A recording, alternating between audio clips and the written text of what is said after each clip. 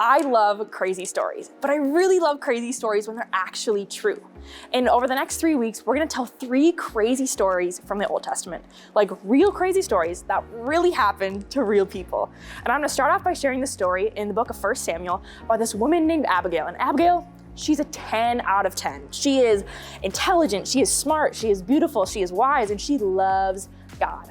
But she's married to this man named Nabal. And Nabal's name literally means fool. And he completely lives up to his name. He is rude, dishonest, discriminatory. He is just a dirty businessman, just a really awful person. But in this story, there's also this man named David. And David is chosen by God to later become king. And in the story, David and his men, they're walking about and they're like, we're in need of some supplies. So David sends some of his men to Nabal to ask for help and to ask for some supplies. But Nabal, being the jerk that he was kind of like, who's David? Like, he sounds like a nobody. He definitely knew who David was. Like, why would I give him anything of mine? So David's men leave. But Abigail hears about this conversation that her husband just had with David's men, with the chosen by God King David's men. And she's like, this idiot has no idea what he just did. Because she realizes that not honoring David, this man that was chosen by God to become king, would not be honoring to God. So without telling Nabal, she gathers up all these supplies and she starts going towards David. And she meets David while him and his men are on their way to their house to kill them. So she jumps off her donkey and she bows to the ground and she's like, David, like you are so young, like you're not even 30. Like you can afford to exchange good for evil because God chose you to be king. Like don't stain your reputation. Like let God deal with Nabal.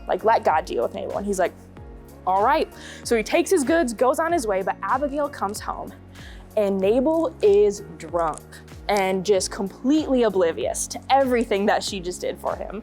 The next morning, she tells it to them all, but 10 days later, listen for it, God strikes Nabal dead, just strikes him dead. See, Abigail could have just let David kill Nabal, or she could have killed Nabal herself. Like, he was an awful person, but she chose to honor her marriage and honor God, and God took care of things.